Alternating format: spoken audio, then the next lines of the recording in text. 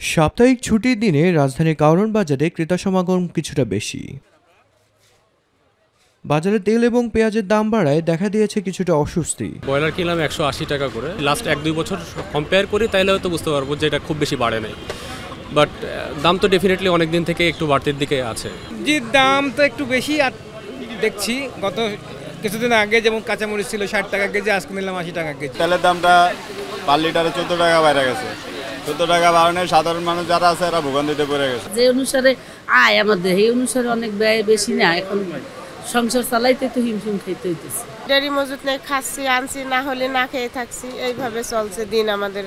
গত সপ্তাহের দামে বিক্রি হচ্ছে মাছ, মাংস, মুরগি, আলুর দাম কিছুটা বাড়তি, তবে কেজি প্রতি 5 থেকে 60 টাকা কমেছে মিনিকেট সহ অন্যান্য চালের দাম। বাজারটা আস্তে আস্তে কমতেছে। যে চাল ছিল আপনার 88-90 টাকা মিনিকেট চাল, এটা বাজারে এখন মোটামুটি আইসা পড়ছে আপনার 80 টাকার নিচে আইসা পড়ছে। গ্রীষ্মকালীন সবজি বাজারে উঠলে দামে স্বস্তি ফিরবে বলছেন বিক্রেতারা। রমজানের চেয়ে সবজির দাম ডাবল, কিন্তু এই সিজনে তো বর্ষাকাল না, সবজি নাই। প্রত্যেক বাড়িতে এই সময় 100-র উপরে ওইটা জায়গা একটু দাম বাড়তে দেখেন, আবার যদি আমরা 2 দিন বৃষ্টি হয় তাহলে মালের দাম আবার নিয়ন্ত্রণ হয়ে যাবে। বাজার মনিটরিং এর মাধ্যমে পণ্য মূল্য নিয়ন্ত্রণে রাখতে সংশ্লিষ্ট কর্তৃপক্ষের যথাযথ উদ্যোগ গ্রহণ করার প্রত্যাশা সাধারণ মানুষের।